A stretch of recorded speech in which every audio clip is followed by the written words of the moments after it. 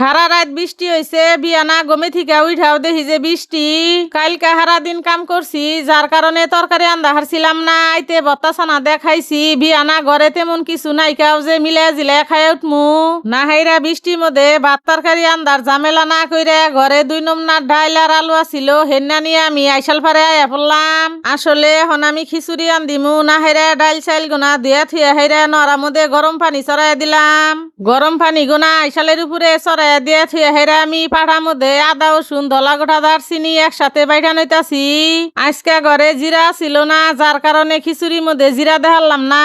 তো যাই ওই কাজকে আমি খিচুড়ি হাতে মাহাই আন্দিমু। হ্যাঁ নিগা নরার মধ্যে ডাইল চাইল বাড়া মশলা শুকনা মশলা বেগ কিছু একসাথে মাহাই নইতাছি। ডাইল চাইল গোনা বেগ মই মশলার হাতে বালা করে মাহে হাইরা এনে হন আইসালের মধ্যে দিয়ে ভাজা ভাজা করে নমু। চাইল গোনা আমি বাইজা নইছি, এখন এর মধ্যে আগে থেকে যে গরম পানি করে থুইছিলাম হেন্না দিয়ে নাইরা সেরে মিশাই নইতাছি। চাইকা হেরা দেখি নুন কম হইছে না, হেরা আবার এর মধ্যে আদুল্লা করে নুন দিয়া ডাইকা দিলাম।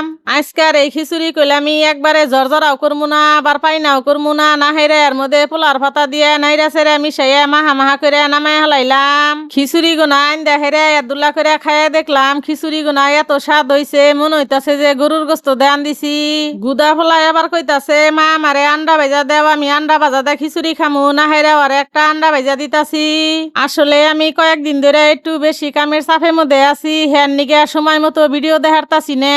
ইনশাল্লাহ আবার কালকা থেকে চেষ্টা করমু আগের মতো ভিডিও দেওয়ার। তো আজকের ভিডিওটা কি বানাগলো কমেন্টে জানাবেন, আর ভিডিওটা ভালো লাগলে লাইক ফলো শেয়ার দে আমার পাশে থাকবেন। আল্লাহ হাফিজ।